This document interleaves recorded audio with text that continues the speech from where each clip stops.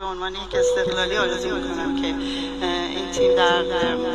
جام حذفی قهرمان بشه، چون واقعا حقشه و باید آسیا کل استان گیلان پشتتون خواهد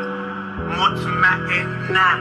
جو به جو خواهید خورد در زندگیتون، به هیچ وجه حلالتون با شمشیر فغانی و تیر مود فهمیدیم خاره توی چشتون گیل قمون، فهمیدیم تو زمین اگه بهتون ببازیم که هیچ وگرنه کارد مافیا بیرون میرتون، فهمیدیم میشه اینجا جام الکی مفیاری، همون ناداوری رو که روز به میگفت فیاری، حتی پول نفت و تو جیب ما بکشی بیرون بری بازیکن خارجی و سیدور فیاری، سرخ و آبی نداره همتون دستتون تو کاسه هستن و آش سال 90 فغانی روی گاز است و فراموشه شاید شده باشه روی کاغذ، ولی رو تن انزلی چیا رد خونش تازه است، میزنی پر قرون نذاری تو اوج باشه چون ذاتش اجازه نمیده مثل مرغاشه، چون اسطورمون نازیار یه جوری مغروره کسی نهیده جلوی سیاسی یا دلاشه، برعکس شماهاییه که ستاره خریده آرزوی بردشو نمیکنه خاله فریده، شرافتو یاد بگیر از همین ملوانی که پشت شیشگی جز هواداراشو ندیده، پس ارزونی خود جام پر آه و ناله، گیلان انو ملوان و چوکا و داماشو داره، خلاصه که گذر پوستتون میخوره اینجا انتقامو میگیریم ازتون لنگ و تاج پاره.